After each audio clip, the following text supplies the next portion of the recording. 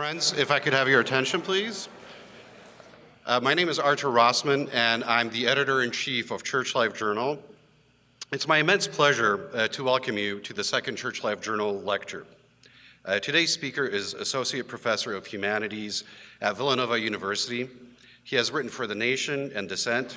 He is also a regular contributor to the Hedgehog Review, Commonweal, and Raritan. He is the author of Christian Critics, Religion and the Impasse in Modern American Social Thought, which Amazon tells me I've purchased twice. His second book, The Enchantments of Mammon, How Capitalism Became the Religion of Modernity, was recently published by Harvard's Belknap Press to almost universal acclaim. I've purchased 3 copies so far. His work on The Enchantments of Mammon was supported by fellowships from the National Endowment for the Humanities and the American Council of Learned Societies.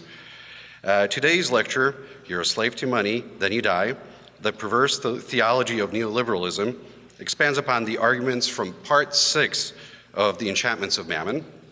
Without further ado, please join me in welcoming Professor Eugene McCarraher.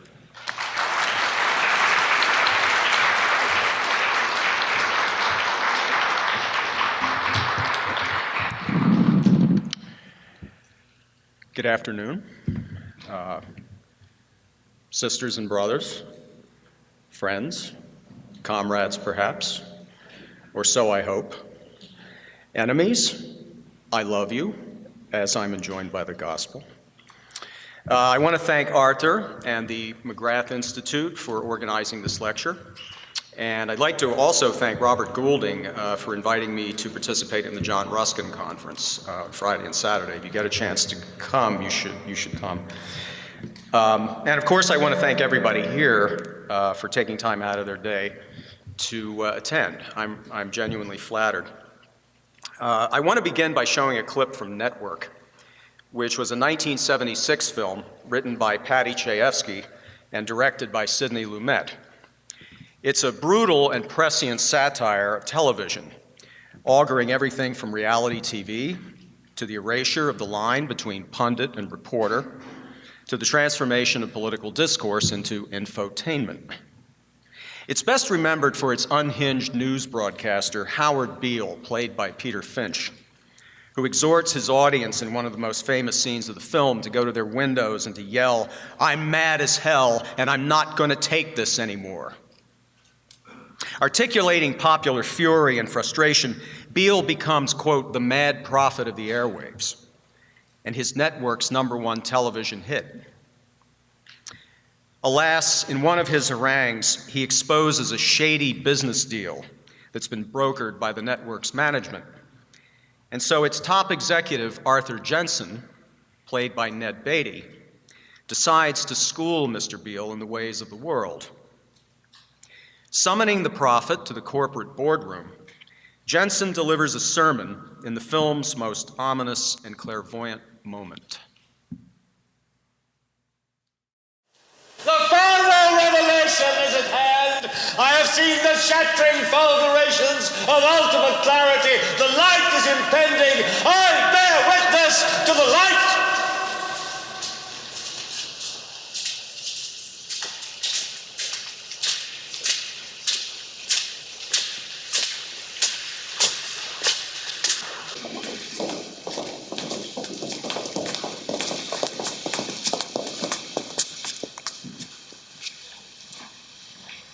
Good morning, Mr. Beale. They tell me you're a madman. Only desultorily. How are you now? I'm as mad as a hatter. Who is it? I'm going to take you into our conference room. Seems more seemly a setting for what I have to say to you. I started as a salesman, Mr. Beale. I sold sewing machines and automobile parts, hairbrushes, and electronic equipment. They say I can sell anything. I'd like to try to sell something to you. Valhalla, Mr. Beale. Please sit down.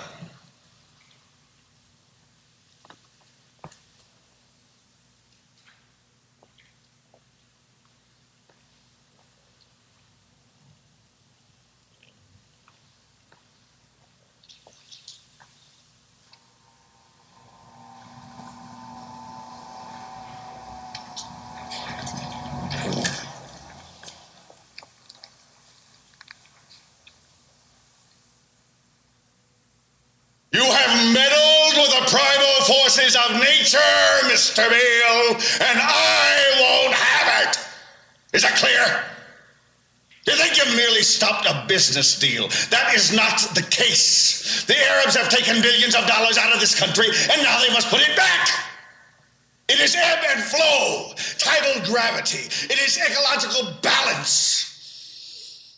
You are an old man who thinks in terms of nations and peoples. There are no nations. There are no peoples. There are no Russians. There are no Arabs. There are no third worlds. There is no West. There is only one holistic system of systems. One vast and immane, interwoven, interacting, multivariate, multinational dominion of dollars.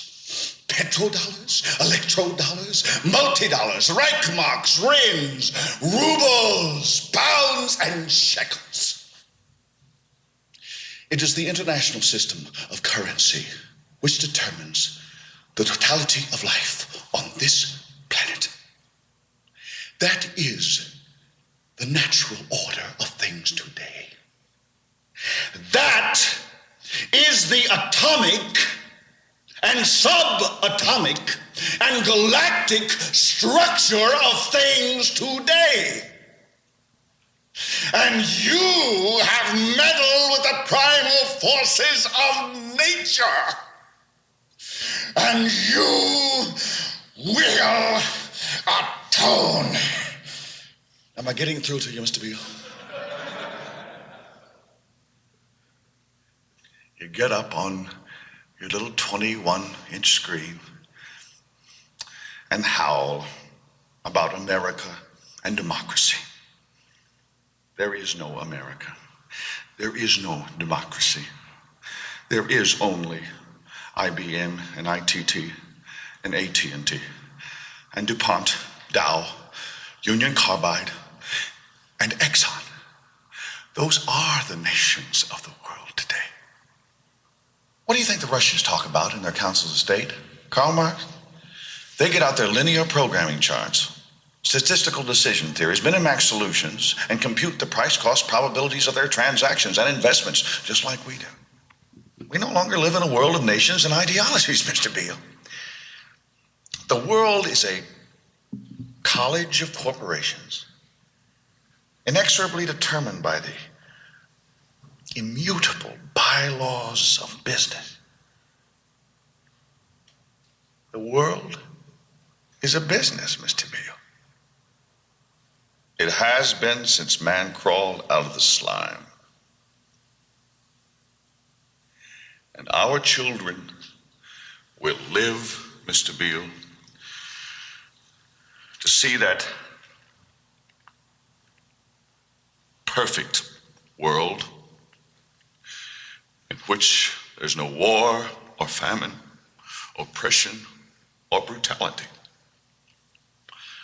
One vast and ecumenical holding company for whom all men will work to serve a common profit, in which all men will hold a share of stock, all necessities provided, all anxieties tranquilized, all boredom amused.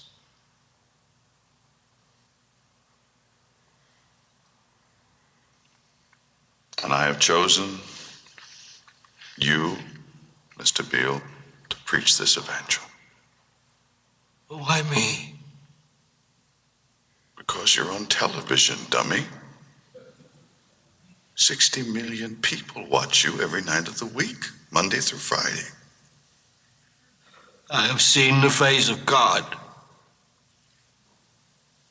You just might be right, Mr. Beale.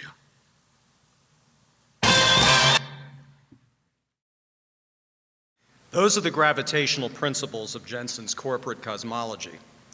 But it's also an eschatological narrative, composed in accordance with the hermeneutics of money, in which capitalism has supplanted God as the alpha and omega of history.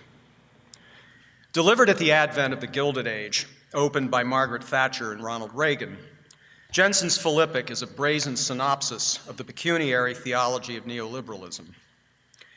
Of course, many intellectuals deny that neoliberalism is anything more than a cipher, an elastic anathema for whatever its users find objectionable in contemporary life. As the journalist Jonathan Chait once wrote with impatient dismissal, it's, quote, the left's favorite insult, end quote.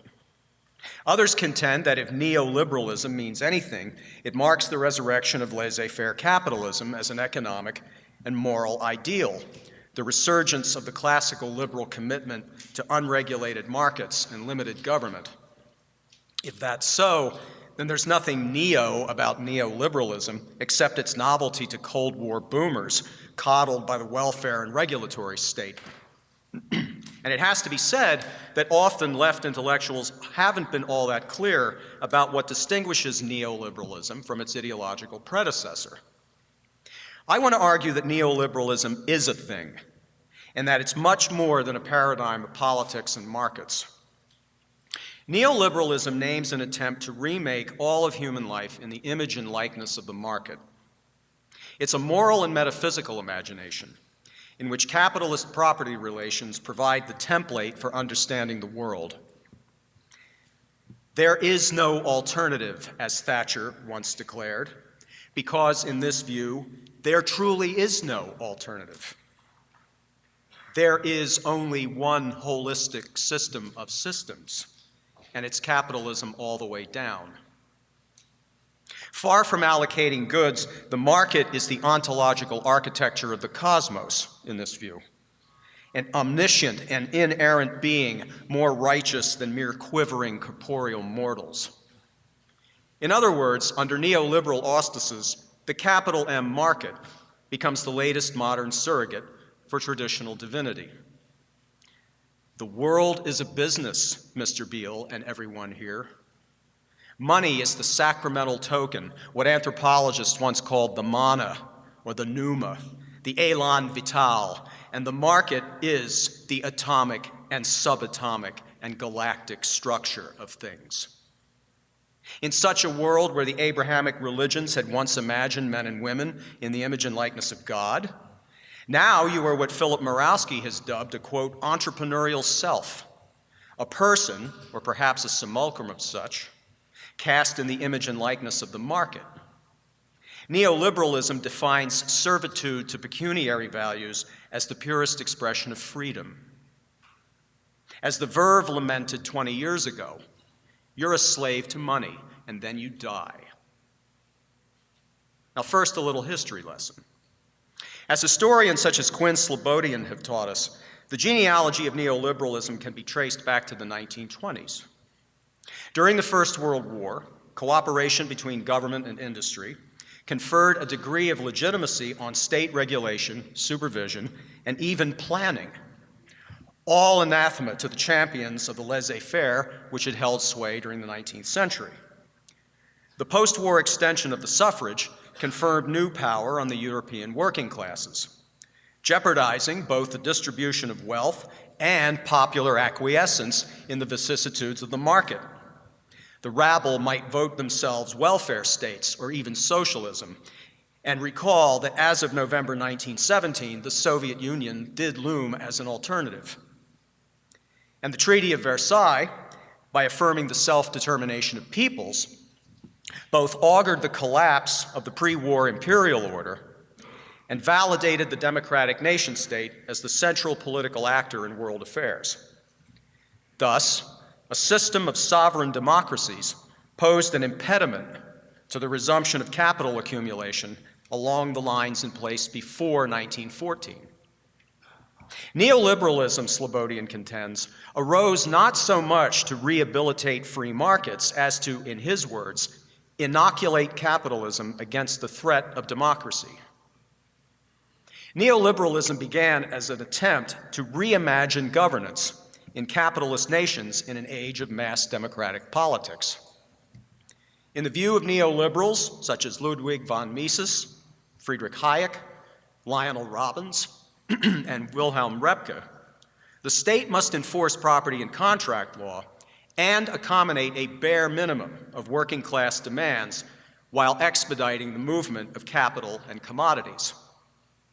The state must not only refrain from regulating business, It must desist from providing social welfare, since the workers of the world must be united not in revolutionary solidarity, but in submission to the fluctuations of the world economy. Though ostensibly democratic, the neoliberal state must not be an instrument of popular will. It's more like a police station, charged with managing, and if need be, any of the pestilential rabble, unions especially, but any form of popular mobilization to tame or eradicate capitalism. Mises went so far as to define the market itself as a form of democracy. Capitalism, he argued, is a plebiscite of money, quote, in which every penny represents a ballot paper. Capitalism, in other words, is the democracy of money. The first 3/4 of the 20th century did not offer propitious conditions for the realization of neoliberal goals. But in the 1940s, an aspiring bloc of North Atlantic business leaders, intellectuals, and politicians who had never reconciled themselves to the New Deal and social democracy, many of them concentrated in what became known as the Mont Pelerin Society, all of them commenced an eventually successful crusade to recover the Holy Land of unfettered accumulation. For 3 decades, the relative prosperity and tranquility of what's been dubbed by historians the golden age of capitalism hindered their efforts to destroy the consensus. But the global economic crisis of the early 1970s created auspicious conditions for an assault on the New Deal and European social democracy and the restoration of the ancien regime, or at least what appeared to be the ancien regime. Stagnation and falling profits provoked capital throughout the North Atlantic to unilaterally break the tenuous social truce between itself, the state, and organized labor.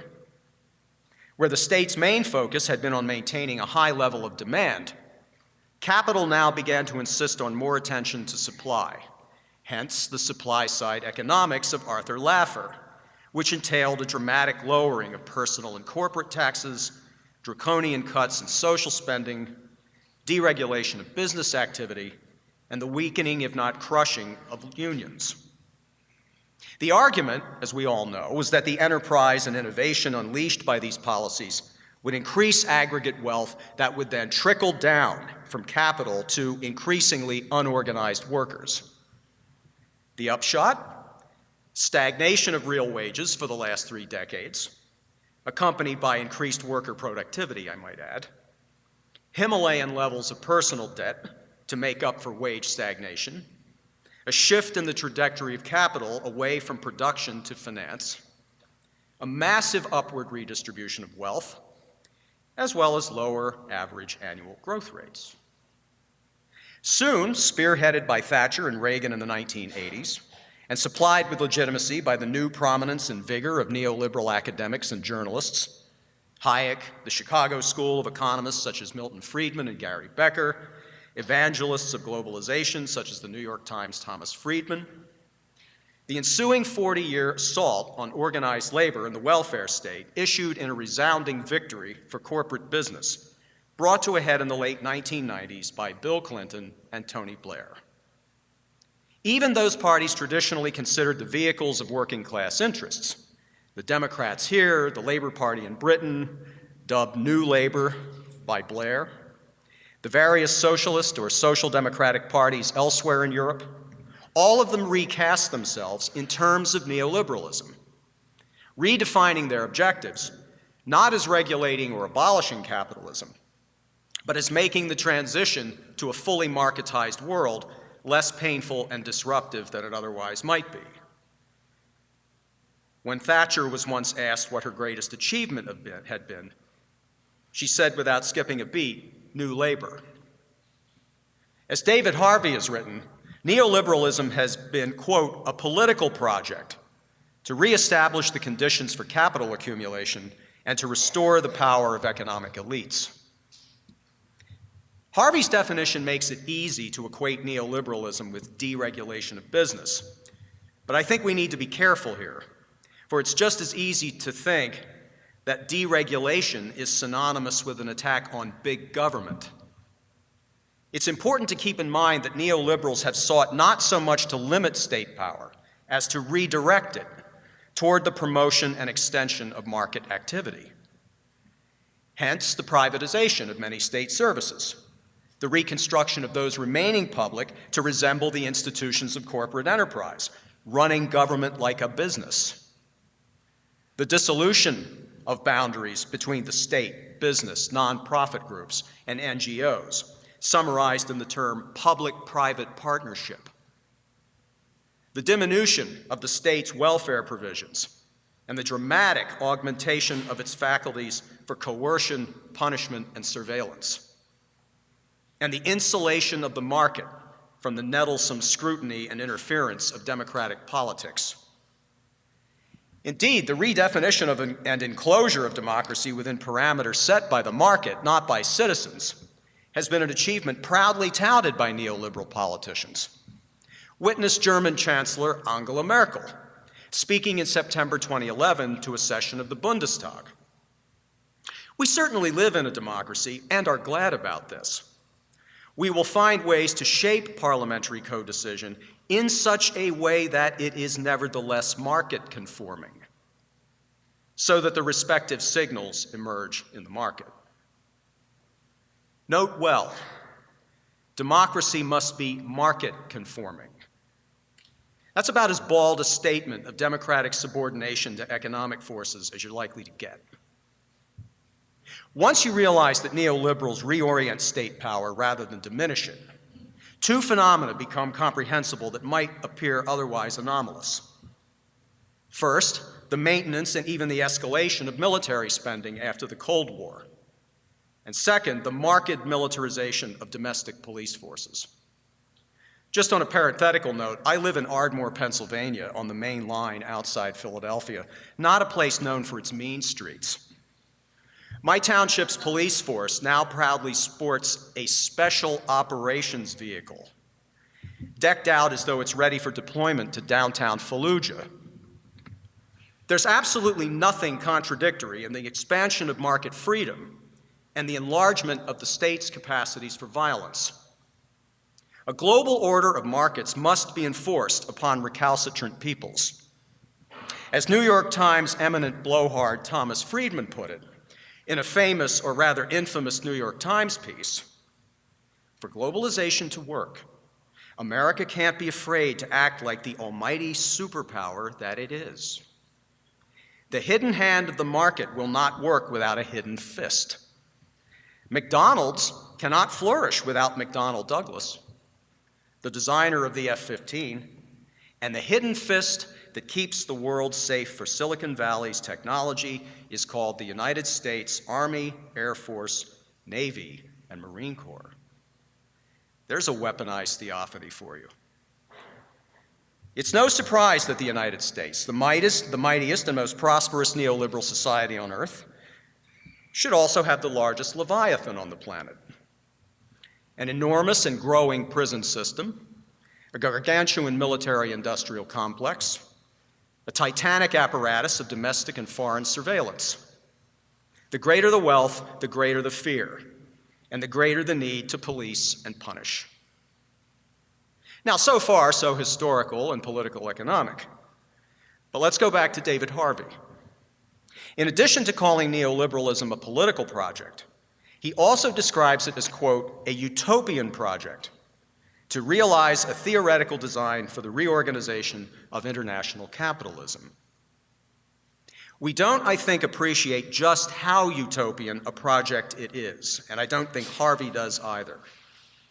The reverence for the market among neoliberals is something more than a renaissance of laissez-faire or a desire for the liberation of capital from burdensome restraints. In the neoliberal cosmology outlined in the work of Mises and Hayek, and dramatized in the fiction and philosophy of Ayn Rand, the market suffuses the cosmos. Money is the benchmark of rectitude. Financial, professional, or technological prowess is the empirical proxy for beatitude. And the aggressive, unapologetic entrepreneur is the icon of existential superlativity. Neoliberalism is a covert moral and metaphysical imagination. Even, I'll argue, a surrogate theology. in which capitalist property relations provide an all-encompassing template for understanding the world. As the political scientist Wendy Brown observes in her aptly titled Undoing the Demos, quote, "With neoliberalism, the market becomes the true form of all activity. Once a forum for the production and exchange of commodities, a predatory but unavoidable ordeal of our bondage to the realm of necessity, the capital M market assumes a Platonic character under the aegis of neoliberal ideologues, becoming an ontology, a hermeneutic, and an ethics for a guardian class of philosopher capitalists." Now, in Never Let a Serious Crisis Go to Waste, a wonderful book that I'd urge you to read, Murawski comes closest to capturing the supramundane ambitions of neoliberal ideology. In Murawski's account, neoliberals eradicate any lingering distinctions among the state, society, and the market, and reconfigure both personality and the cosmos in accordance with the logic of mercenary reason. Neoliberal humanism envisions, quote, "an entrepreneurial self," Murawski explains, "a portfolio of saleable talents and qualities, quote, a product to be sold, a walking advertisement, a jumble of assets to be invested, an offsetting inventory of liabilities to be pruned, outsourced, shorted, hedged against, and minimized."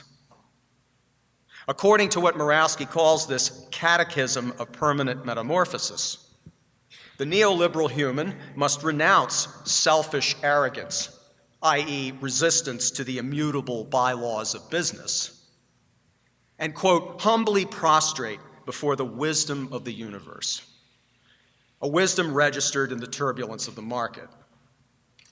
In the neoliberal imagination, capitalism's laws of motion partake of a supernal mysterium tremendum, and freedom is servitude to the regime of venality mandated and sanctified by the Logos. Now, while purely metaphorical intent, Murawski's reference to a catechism points to the religious qualities of neoliberalism.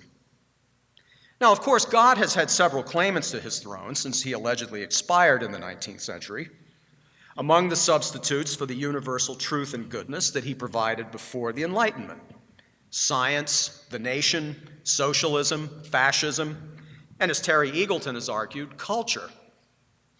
Although many think of our time as a secular age of irony, disenchantment, and suspicion of meta-narrative, and despite its profane technocratic veneer of econometrics and policy wonkery, neoliberalism is a story about the nature of reality, as well as a beatific vision of a heavenly city of corporate capital.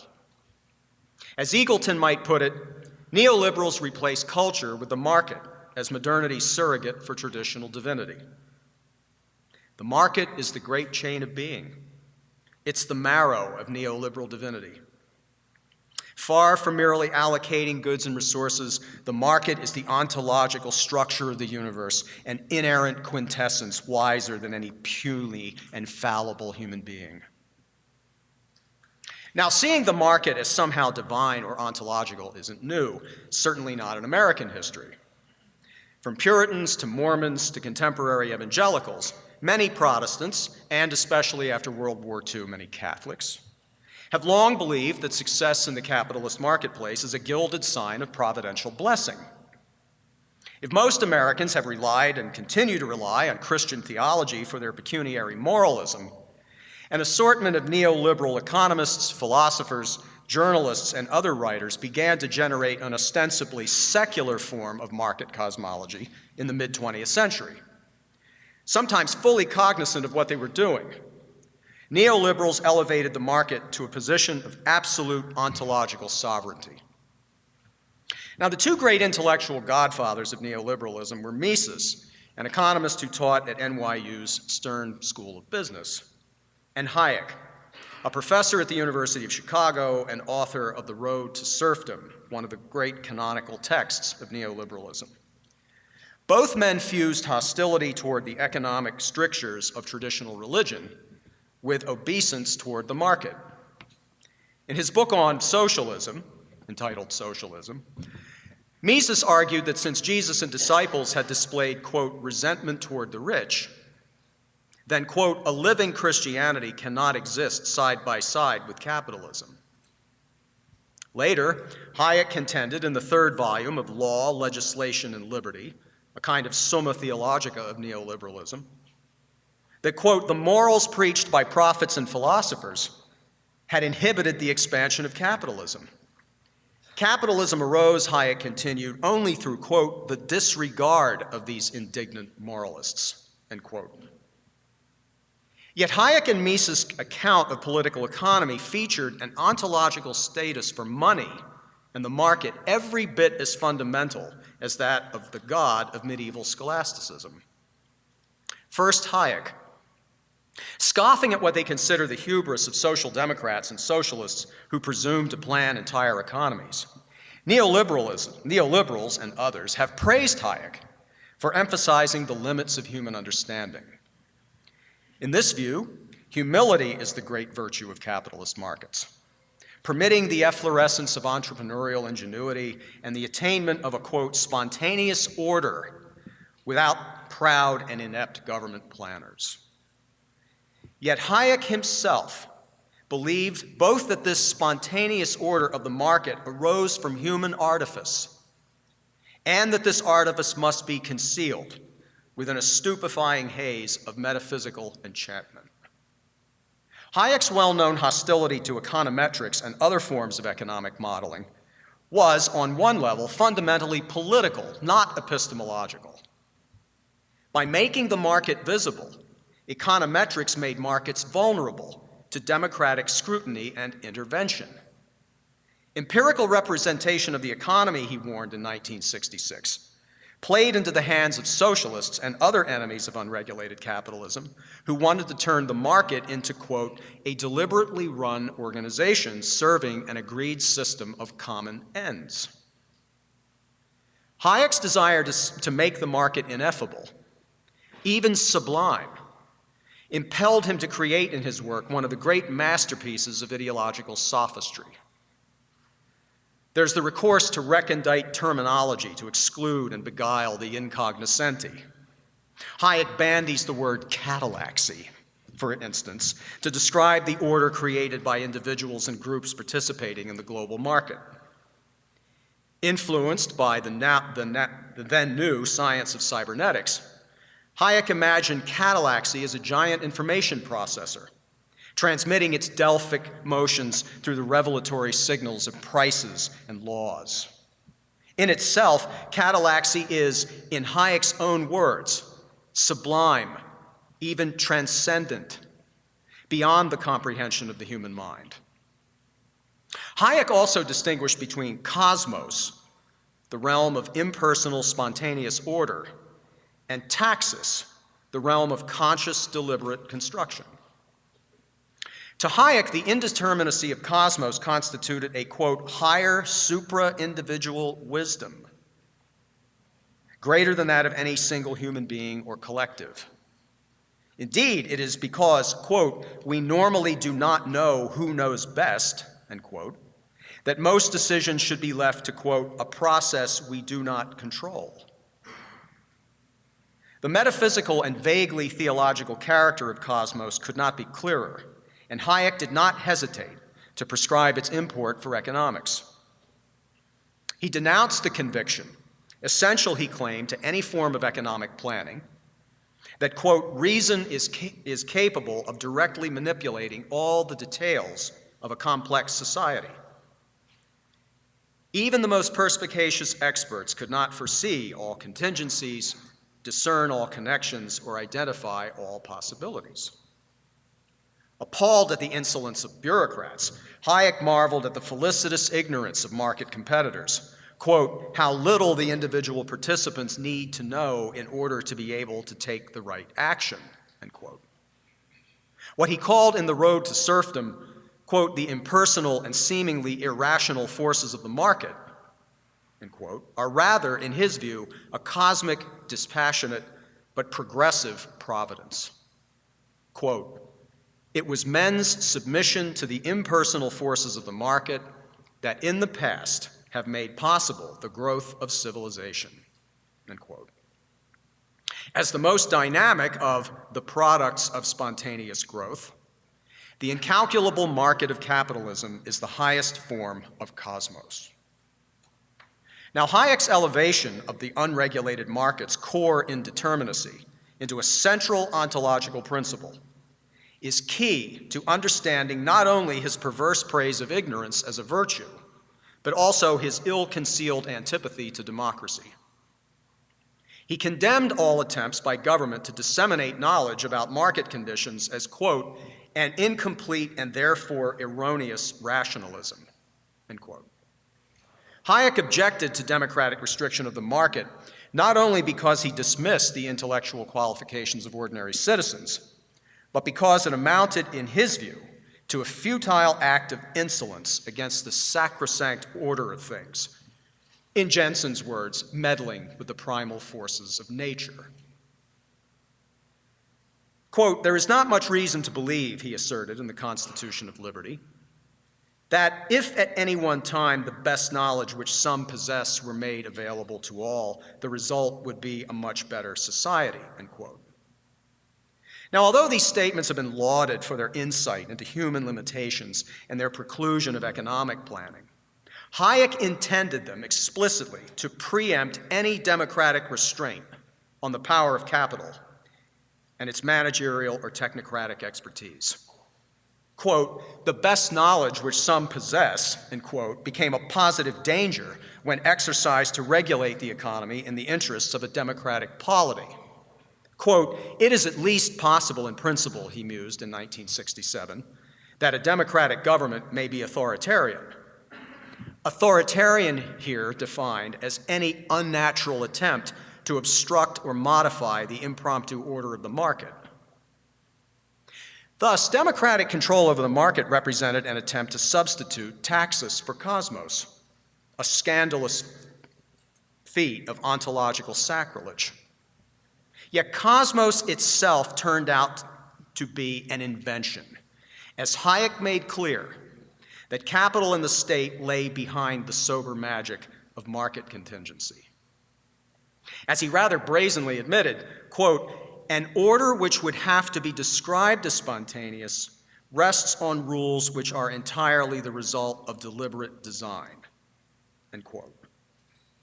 Cosmos was nothing more than taxis, occluded by philosophical palaver about spontaneity. Humble deference to the market was not, in fact, a recognition of the wisdom of the universe.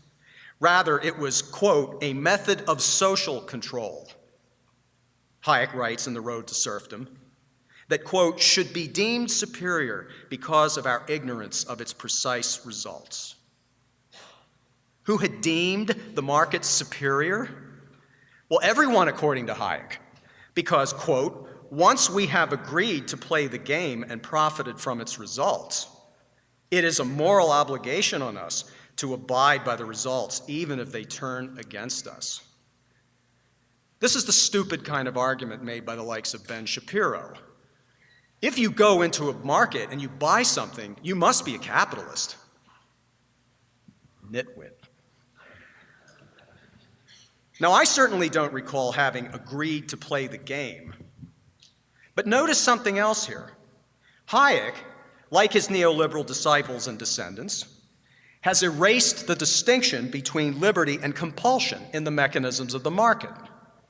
If we freely, quote, submit to the adjustments which the market forces upon us, end quote, Hayek has implicitly admitted that the market is a lattice work of coercions from which the powerless are unable to dissent.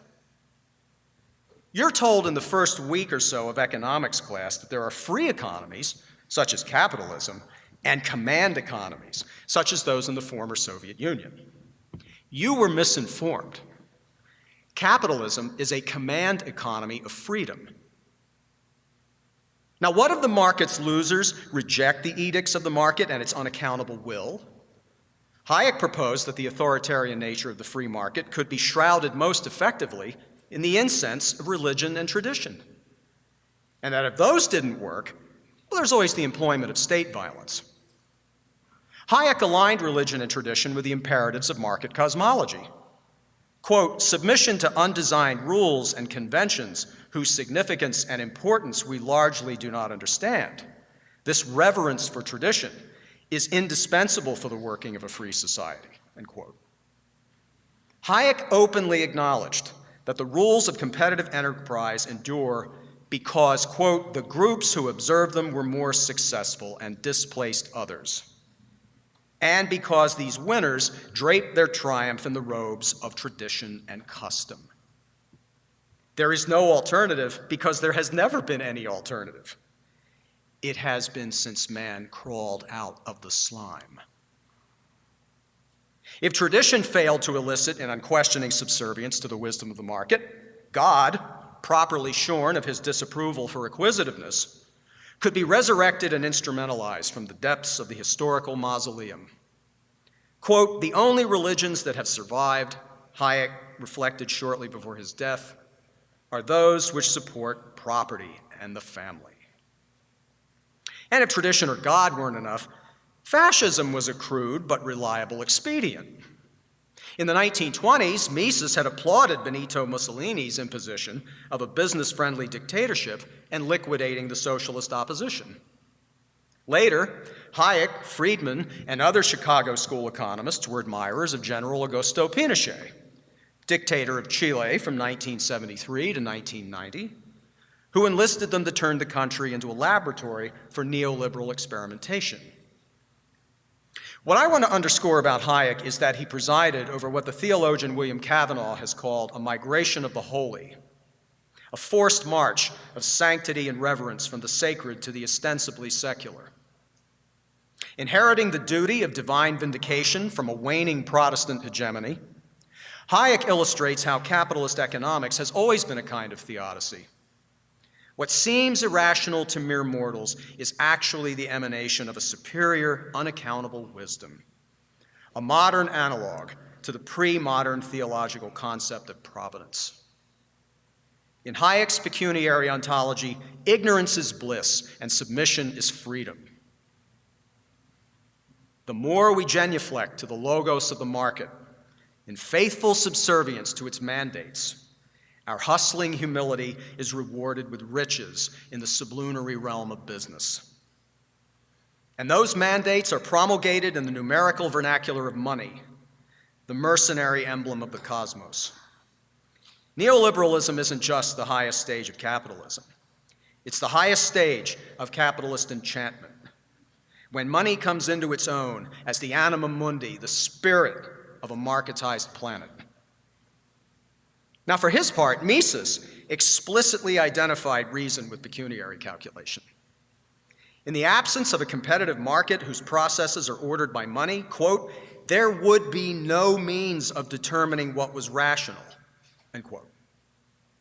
Without money, Mises contended, it is, quote, impossible to speak of rational production, rational defined in pecuniary terms. Note how the entire argument turns on a subtle conflation of reason with monetary valuation. If money determines both the value and the rationality of human creativity, then both morality and reason are defined in its terms. Mises insisted further that all obstacles to efficiency and expansion had to be obliterated. As he declared in 1958, no religious or ethical tenet can justify a policy that aims at the substitution of a social system under which output per unit of input is lower for a system in which it is higher. No religious or moral tenet. Even Adam Smith didn't make the grade in Mises' mercenary estimation. Mises lamented in 1957 that Smith did not, quote, free himself from the standards and terminology of traditional ethics, which had set limits on material accumulation. To Mises, the market was even a venue of aesthetic evaluation as well.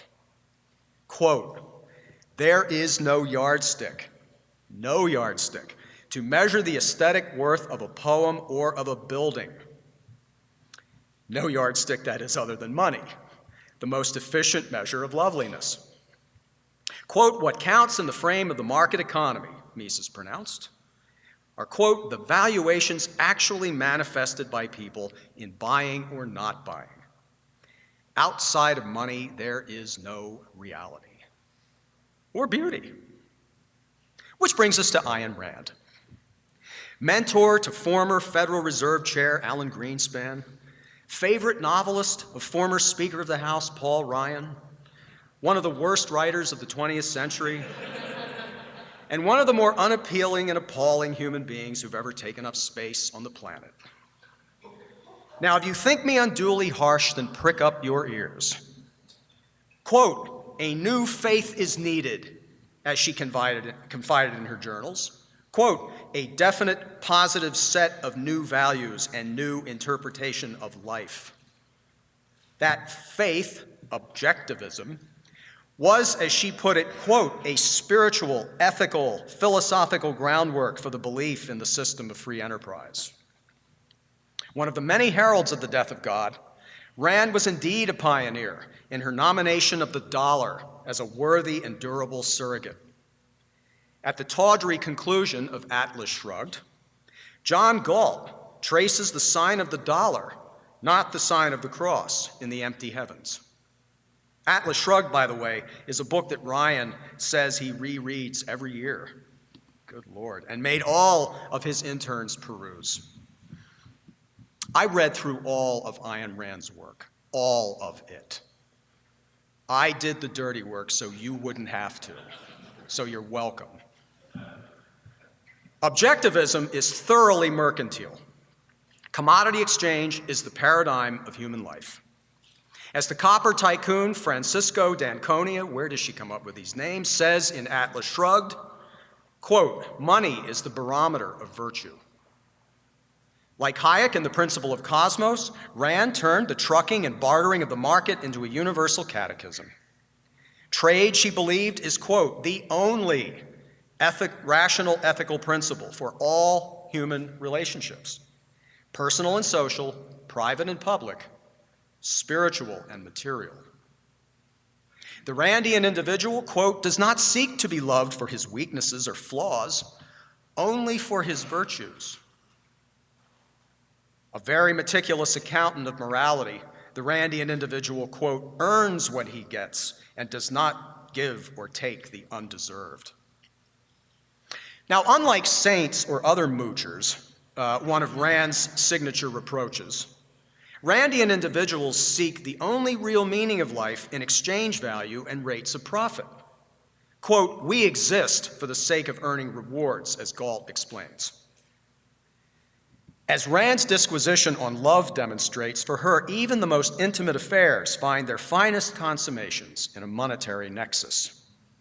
Love and friendship, she argued, constitute spiritual payment, tendered for, quote, the personal, selfish pleasure which one man derives from the virtues of another's character. What is love? I just told you. It's payment. Rand's aversion to Christianity further exemplifies this callous and cruel way of looking at the world. She denigrated Christianity for its exaltation of charity. Quote, Christianity is the best kindergarten for communism possible. In her words, which might rather be taken as a compliment by some of us. In her journals, she railed against charity as a dangerous and even sinister practice. As Christians and other promiscuous lovers of humanity threatened to erase those distinctions of merit necessary for any social order. Charity, Rand asserted, should be bestowed like gold from a tightwad's purse. It should mark and augment both the power of the giver and the impotence of the recipient. Quote, charity to an inferior does not include the charity of not considering him an inferior, she explained.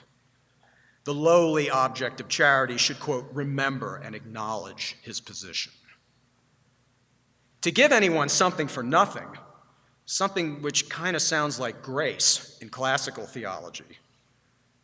Giving something for nothing was an act of malice inflicted on the meritorious, according to Rand. Quote, the ultimate viciousness of charity, she reflected, lay in its cavalier indifference to achievement as a criterion of human worth. Ignoring his actual worth as a man, a worth determined solely in the competitive marketplace.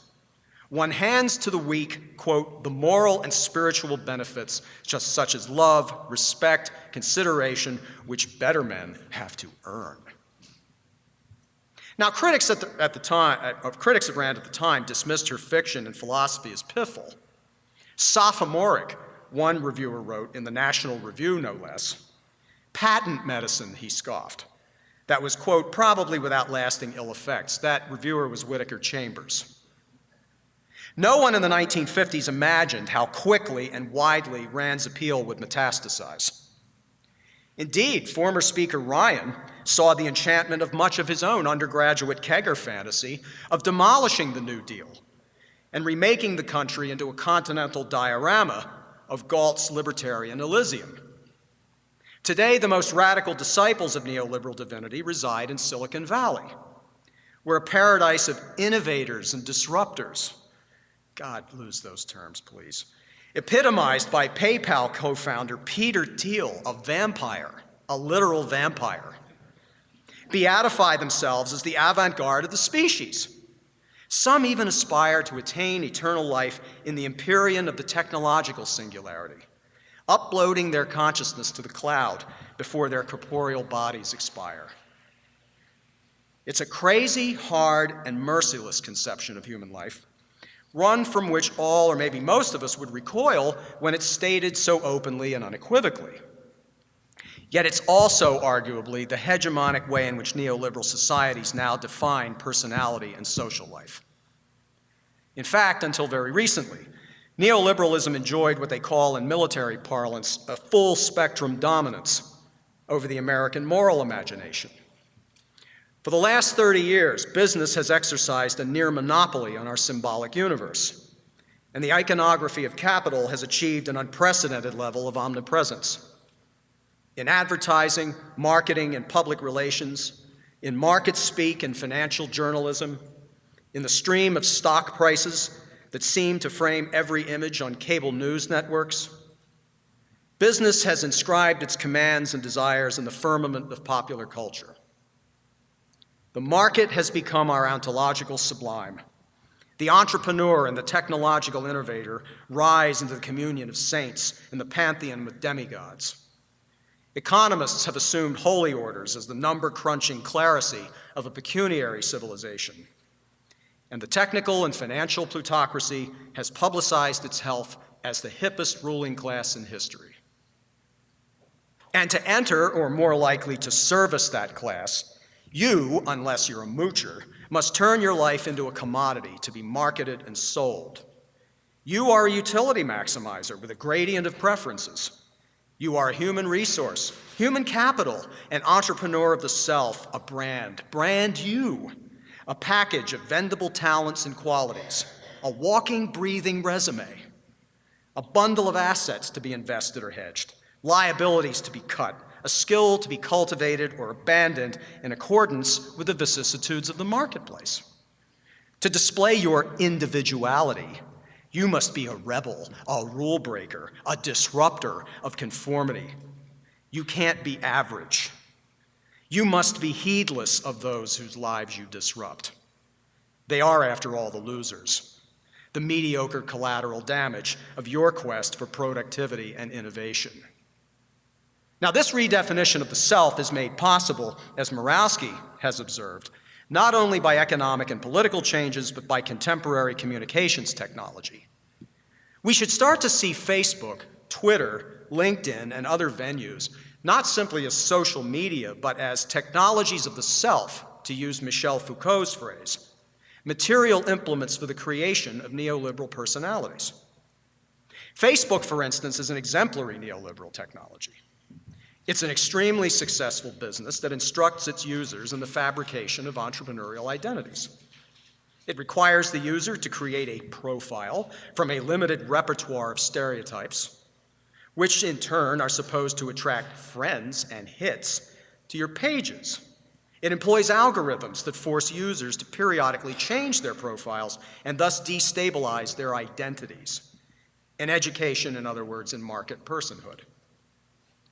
The cultural damage to which I want to call special attention is the neoliberal academy's impoverished conception of intellectual life. Intellect is increasingly seen as a thoroughly instrumental faculty, an ensemble of skill sets to be assembled and utilized for monetary and technological ends. The world that this intellect seeks to apprehend is considered utterly transparent and ultimately manageable. All problems can be defined and resolved with the correct application of credentialed expertise. Mystery is either an insufficiency of data or it's just the twaddle of humanist romanticism. Modeled implicitly after data processing, the life of the mind becomes the province of problem solvers, innovators, and God, I hate this stupid word, thought leaders. Creativity almost always means problem solving, usually for the purpose of designing or marketing ever cooler gadgets and services. With the mechanization of production as its implicit model, the cognitive project of neoliberal technocracy is the automation of the human intellect, the rewiring of the mind to work with the speedy and unreflective precision of algorithms. The formulaic and self-important vacuousness of the technocratic wing of the professional managerial elite is distilled, in fact, in that stupid term, thought leader. It's at once oafish and self-congratulatory. It denotes the neoliberal reduction of intellect to hollow, competitive computation, the plutocratic incorporation and branding of intelligence as a research and development enterprise. In the neoliberal academy, intellect is pecuniary and engineering rationality, the genius of the entrepreneurial self. Like the student debt that's preparing many of you to say two words, yes, boss, the ideal of the entrepreneurial self serves a fundamentally disciplinary function, reinforcing the precarious nature of work in today's digitalized, low-wage, precariously employed, and increasingly automated capitalism, one in which you are casually expendable and which places a premium on everlasting metamorphosis. Upgrade your skills, your profile, your resume. But don't worry, complain, or God help you, call a union. Losing your job or seeing your skill set rendered obsolescence is an opportunity for growth, creativity, empowerment. Watch every single one of those words when they're used. Head for the hills. When your own exploitation can be recast as a project rather than a problem or an injustice, a source of fulfillment rather than an indignity, then solidarity with others can be vilified as conformism, the herd instinct of losers, the last refuge of mediocrities. And what happens to those losers and to those mediocrities, especially to the new class of unfortunates who populate the food pantries and homeless shelters? Inoculated against empathy by the regnant business culture, we're enjoined to adopt the haughty and insouciant and dismissive perspective of the boss, to revel in his or her ostentatious contempt for the incompetent and the unsuccessful. As Murawski has observed incisively, neoliberal culture exhibits a punitive sadomoralism toward the poor and the weak. The Apprentice, Shark Tank, Undercover Boss comprise a veritable theater of cruelty. Witness as well the increasingly militaristic and gladiatorial ambience of our fitness programs, or the casual barbarism of reality television, in which everything, from cooking to running a restaurant, becomes an internecine contest of wills, in which cruelty and humiliation await the weak. Such is the psychopathology of the neoliberal moral imagination. Now, perhaps we're waking up to how awful this neoliberal hegemony has really become. Given the political atmosphere of the last decade, the acquiescence may be dissipating to reveal betrayal, anger, and resentment, all of which may intensify as Americans realize that their way of life is neither exceptional, nor blessed, nor imperishable. The American empire is neither happy nor noble, and its decline will be one of the pivotal episodes of the 21st century. What will Americans do when they begin to doubt their divine anointment and eschatological mission? What will they do when they conclude that they never enjoyed the mandate of heaven? They might redouble their efforts in denial, unwilling to relinquish or even temper their faith in the enchanting verities of the market. If they hanker to the delusions of nativist populism, they'll exacerbate racial animosity while also entrenching the power of our mercenary overlords. If they affirm a renovated neoliberalism, they may attempt to prolong their economic and geopolitical imperium. Yet their victory will be brief, and it will be Pyrrhic, for they will have purchased their temporary reprieve in the currency of fear and recrimination and death. Or Americans could actually embrace the decline of their empire as a liberating moment of possibility, accepting it with gratitude and even jubilation at the prospect of a better and lovelier country. Once relieved of the burden of empire and dispelled of the illusion that the world simply can't survive without our own vainglorious superintendence, we would surely be weaker, but we would also be wiser, freer to assess and rearrange our affairs by truer, saner, and more generous standards than productivity or technological innovation. To create that second future, we will need some kind of revitalized moral and political imagination. As Frederick Jameson once ruefully observed, it seems easier now to imagine the end of the world than to imagine the end of capitalism. The ubiquitous but unavowed despair of many who longed for something different is camouflaged rhetorically by calls for subversion, transgression, or resistance, none of which amount to a clear and convincing project of social and political transformation. At some point, you have to be for something, not simply and rightly against something horrible. But it's the very capacity to imagine alternatives that neoliberalism seems to have effectively paralyzed. What was and is still called the left was marked in part by faith in the ability of human beings to collectively construct a world in which all of us could live and flourish. But it's precisely that ability that neoliberalism's capitulation to the market has, it seems, so successfully called into question.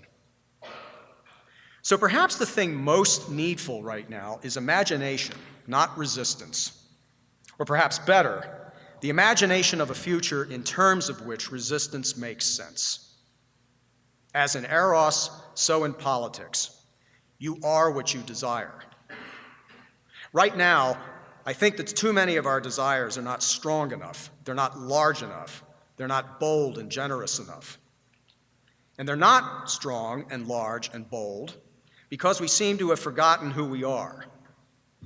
But let C.S. Lewis be kind enough to remind you, in that magnificent last paragraph of his essay, The Weight of Glory, it is a serious thing to live in a society of possible gods and goddesses, to remember that the dullest and most uninteresting person you talk to, a loser, may one day be a creature which, if you saw it now, would be strongly tempted to worship, or else a horror and a corruption such as you now meet, if at all, only in a nightmare.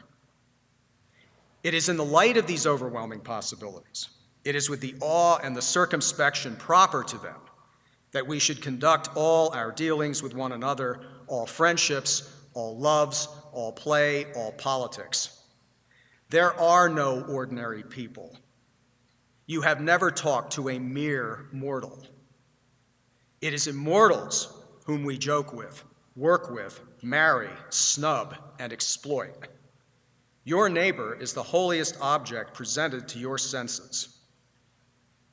In other words, like Howard Beale, you have seen the face of God. The spirit of that paragraph is the basis of the most radical critique you can make of neoliberalism. and it should send all of us out marching against every injustice and indignity in the world. It demolishes every idol of progress, every shibboleth of productivity, and every banality about value and innovation. And it's the spirit from which any alternative to neoliberalism must, in the end, draw its imagination. Thank you.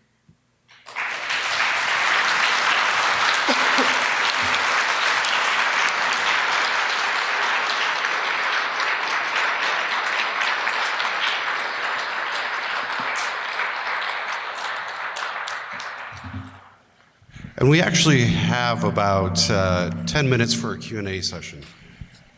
Yeah, it should be. Do we have any questions?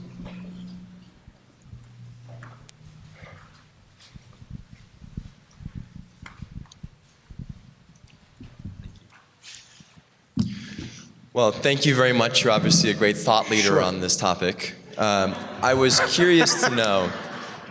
Nice. I loved your mention of Pinochet and the neoliberal glorification of Chile. I'm sure, as you're well familiar, the country is in protests and great upheaval right now, many say because of those very neoliberal systems.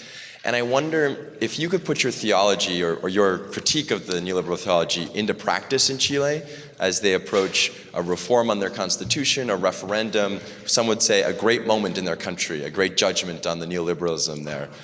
What would you recommend to them? Would you say it's possible to live inside a reformed neoliberal state? Would you recommend they do something entirely new, something radical? What is your advice to the Chilean people as they figure out what to do with neoliberalism in their country? Well, I want to preface this, by saying that I know next to nothing about the Chilean situation. So I might try to evade your question by saying it's not for me to tell the people of Chile what they should do with their social and economic affairs. Look, I think that I've been reading a lot of anarchism lately. One of my favorite writers has become David Graeber, whose work I would recommend to you, especially Debt, the First 5,000 Years. And one of the things that Graeber has been recommending is to try to think about ways of organizing social and economic affairs which circumvent the state.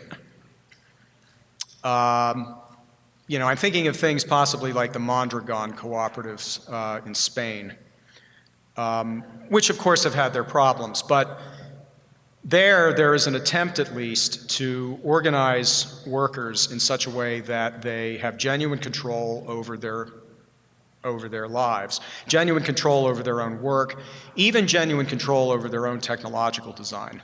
One of the things that bothers me a great deal about the contemporary left in this country is that, especially those associated with Jacobin, is that they seem to have sort of outsourced their political imaginations to Elon Musk. They seem to think that. Okay, I'm just going to vent here. These guys are designing technologies in a capitalist context, right? And all of a sudden, you are going to take them over and you're going to make it democratic socialist. Anybody who's read Marx knows this won't happen, right? This bothers me a great deal. I think that one of the things that Chilean workers and American workers should demand is control over technological design, not just over their work. So if I had a piece of advice to give the Chilean workers or Chilean unions or Chilean cooperatives, it would be try to create forms of ownership and forms of technological design that genuinely are democratic in the workplace. Is this going to be easy? No. But I think it is a worthy goal.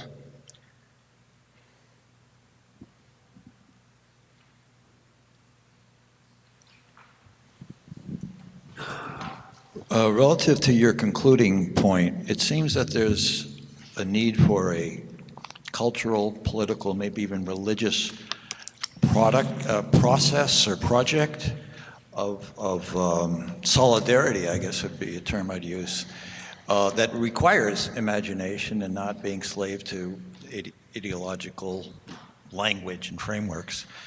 Do you see any signs out there, any instances of something emerging that's hopeful? Yes, I do. I mean, I see them in a number of in a number of places, a number of venues. They're not all necessarily compatible, but at least I see. I think Occupy was a missed opportunity in many ways. One of the complaints that was often leveled at Occupy was, well, you guys don't have a plan, you don't have an agenda, right? And okay, I mean, I said that back in 2011 too, but the more I thought about it, the more I thought, okay, but maybe what we need here is some more spirit, right, and imagination before you get to the programmatic side. I think it's possible for us, especially in our situation now, where we're thinking, oh my God, we've got to do something. We got to do something. I think it's Slavoj Žižek who once cautioned against this when everybody says, do something, do something. No, maybe what you should do is just stop and think about what you're doing. I think that you can see this in Occupy. As I said, I think you see this in many interesting anarchist kinds of discussions that are going on. Look, even the Bernie Sanders campaign, I mean, is in many ways a very conventional social democratic kind of vision, and I would have certain critiques about Sanders relying too much, I think, in some ways, on a kind of old-fashioned progressive, agenda. But the very fact that these things are there, I think, is a sign of hope. Yeah. So I don't think all of these things are compatible, but they are a sign not just of discontent, but there is, I think, at least some kind of creativity, or some kind of creative, economic, and social experimentation going on. Yeah. I'm over here now, sorry. Speaking of technology and imagination, so a lot of times when people go, what we need is a way to go forward unimagination-wise. People would think we're talking about literature or film or things like this, but it seems to me, unfortunately, the imaginative ones have been lawyers and tech people. So if you think of like the book, Surveillance, Age of Capitalism. Yes. Google very much very imaginatively imagined biographical information and made it a new venture of conquest that they could, and then they rammed through legal changes to make this the case. Right. So when we're talking about a renewed imagination, it's not just for the English geeks that are hanging out Friday and Saturday. It's actually like a reimagination of law when it comes to technology. And I don't know how much pushback or how much you see people trying to explore that, being imaginative about laws to sort of break the power of technology seems to be where we're inventing that, and then they're encasing it in law, and that's one of the most severe problems that we face. I don't know if you can speak to that at all. Yeah, Shoshana Zuboff's book is a really indispensable one, and one of the reasons that she would be another sign of hope to me is that when you have a Harvard Business School professor who is blowing, a whistle on this kind of development, you know something's wrong. Harvard Business School is not exactly known as a bastion of anti-capitalist sentiment. So when she writes this, I do think that technology and the development of alternative kinds of technology to the sorts of automation that we're all enthralled by now is going to be absolutely crucial. If I may engage in some shameless self-promotion, I actually wrote a two-part essay in Raritan on this whole question about automation and alternative technological futures. And there's a tradition which has kind of gone into abeyance, but I hope we see a revival of it. It's the sort of John Ruskin, William Morris, and in our country, Lewis Mumford way of thinking about technology, to try to make it human scale, to try to make it genuinely democratic, and to not worry so much about how productive it is, right? When you start thinking about the impact of technology on workers and how workers' own personalities can be crafted and able to flourish simply through work, that's a way of thinking about technology which I think the folks in Silicon Valley they wouldn't be able to wrap their heads around this. right? Technology to these guys is all about productivity and coolness. It's not about human flourishing in any way.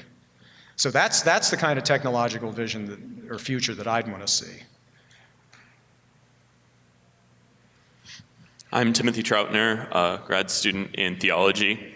Oh, sorry. I have a question about what you think neoliberalism has done to the American church, especially the Catholic Church, how it has transformed the Catholic Church in any way, and if there are any places in the American church where you see people thinking outside of the paradigm of neoliberalism, or has it been that the church has been sort of co-opted by neoliberal logic internally? I just wonder if you have any thoughts. Well, let me answer that question first by saying where you will not find any kind of creative or interesting thought, the leadership. And that's not just at the Catholic Church. I mean, I think just about all Christian denominations, their leadership has been bought and paid for. They have no interest whatsoever, I think, in fomenting any kind of fundamental social or economic change. They simply don't. So I'm convinced that you are not going to get much creative thinking from the leadership. I think you see it in places which are often, I think, vilified, or they're sometimes dismissed as kind of soft lefty, sort of places. Like at Villanova, we have a peace and justice program. Now, I know some eyes might be rolling, okay, at the back of their heads, when I say that. But it seems to me the only place where you're going to get people thinking about John Ruskin and William Morris or Lewis Mumford, because they actually engage with these people. We have students read them, and talk about them. So it seems to me, once again, this is going to be a time when the laity is, going to have to come into its own again and, maybe teach cardinals how to be Christians once again. So it's academic venues, the Catholic worker. As much of a critic as I can be of the Catholic worker, and I think there's a certain kind of, I might as well put my cards on the table, there's a kind of ruralism, a kind of Wendell Berryism, which I'm not completely convinced by, to be honest. I think they ask the right kind of questions, though, about technology and about the purposes of an economy, right? Now, the conclusions to which the Catholic workers sometimes come, or to which Wendell Berry sometimes come, are not ones that I would necessarily endorse. But I think that, like I said, the questions they ask are often the right ones, because they do not insist that the standard of technology, or the standard of an economy for that matter, is GDP. I just want to take an opportunity to say this, because if you're not going to the Ruskin conference, right, there's this principle that Ruskin has about economics, which should be the one that's taught. It won't be, but it's the one that should be. So we're told, right, that an economy should be judged by how much GDP growth increases every year, right? Oh, it went up 2% this year. Oh, it went up 3%, even better. Ruskin divides economics into wealth and what he calls ilth. Okay? Wealth is that material or service which actually encourages you to flourish. Ilth is like cigarettes. Ilth is all processed meat. Stop eating that stuff. It's right. Ilth is any kind of material or service that actually detracts. You will not find this in any sort of conventional economic textbook. Oh, they might talk about externalities, but notice the word. Oh, well, yeah, we can pollute a river, but that's an externality. Sorry we polluted you. So.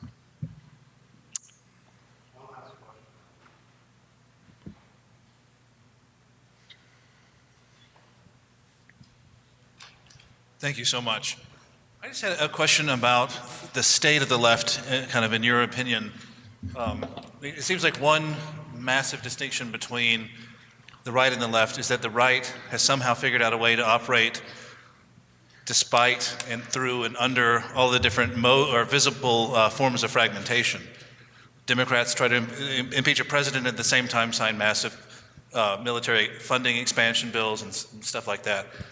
So, and if you look at the history of radical leftism, beginning from the anarchism, communism schism at the first Communist International, Trotskyites going one direction, everyone, we haven't been able, the radical left has not been able to maintain that sort of depth unity that the right has. So in terms of the future for a radical left, does Christianity offer any help with basically building a way of being unified despite ideological differences, and what does that look like moving forward? I think a number of things come to mind. One is, okay, and I'm going to steal this from David Hart. So I told him I'm stealing this from David Hart. And a new kind of emphasis on Christian universalism, as opposed to this kind of, national conservatism or whatever nonsense, has been promulgated on the right lately. Basically, I think is a way for a lot of right-wing intellectuals to not lose relevance. I'm enough of a cynic, to actually think that a lot of people who have signed on to this are afraid of losing their relevance. So they've decided, oh, well, maybe we should sign on with Trump, and this sort of thing. So I think that kind of an emphasis on Christian universalism is indispensable. Another thing that I think that Christians have to offer to the left is precisely what I gesture toward here, is a new kind of metaphysical imagination, right? If you think that the world, right, ultimately is nothing more than disenchanted, dumb, inanimate stuff, right? It seems to me that it doesn't matter what your good intentions are, you are going to end up exploiting that world in some way that is inimical to human flourishing. Look, I would agree with a lot of the program of various socialists and anarchists in this regard, but it seems to me that there's a new kind of metaphysical imagination that we could try at least to offer to the left, and say, look, if you think about the world as a place that is in fact sacramental, then you are going to treat that world in a different way. You're going to treat others in a different way if you believe this.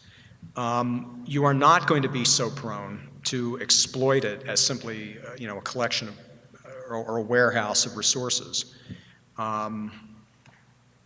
I actually think that there are at least some on the left who might be open to this. Because I think there are some on the left who are beginning to understand that the traditional kind of left inheritance from the Enlightenment is maybe a dead end. But it seems to me that we have to do it. We can't, it seems to me that you can't simply say, yeah, I know you guys don't, you're suspicious of religion, blah, blah, blah. Well, okay, but the next step, right, has to be, here's what we have to offer, and not simply keep saying mea culpa, right, all the time. So. I'd like to thank you for the lively discussion, and all that remains is to thank our distinguished speaker.